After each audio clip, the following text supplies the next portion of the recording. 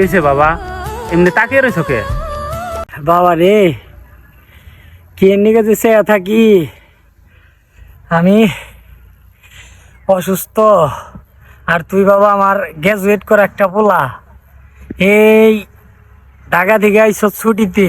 এই ছুটিতে আমি অসুস্থ দেখে তুই এই যে আমার ক্ষেতটা চাষ করবান হইস, এটা দেখে তোর মিনাম তাকিয়ে রয়েছি রে বাবা। এলাকায় বাবা দেখি রে বাবা, তোর বেশের কত পোলা, ওরা মনে কর বাপের সম্পত্তি বেইছে খেয়ে সেজে দিবেন, বাপের একটা জানডা সেজে দিবেন হয়েছি।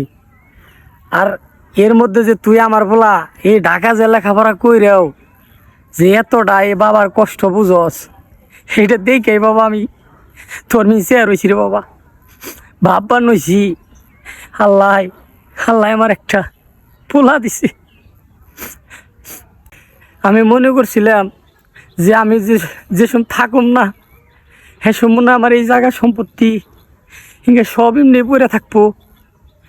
আর এলাকায় দেখি কত বুলাহান ওর বাপে কত কষ্ট করে মানুষ করছে বাবা রে দেখছি।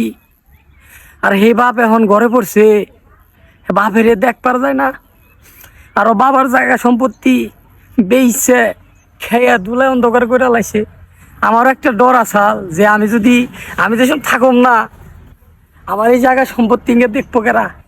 কারণ আমি বুঝলাম আমি যেসব থাকুম না, আমার এই জায়গা সম্পত্তি বাজান তুই দেখে রাখারবি রে বাজান, দেখে রাখারবি। হে বাবা, তুমি ইনে কি করবেনছ? আমি কি 8-10টা ফুলার নাগাল অমানুষ হয়েছি?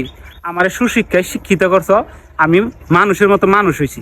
আল্লাহর কাছে দোয়া করো আমি জানি মানুষ। দোয়া করি আল্লাহর কাছে এই তোর মতো প্রতি ঘরে ঘরে আল্লাহ একটা করে পোলা দেখ, তাহলে আমাকে মতো বাপে গো আর মনে কর শেষ বেলায় কষ্ট করো লাগবো না।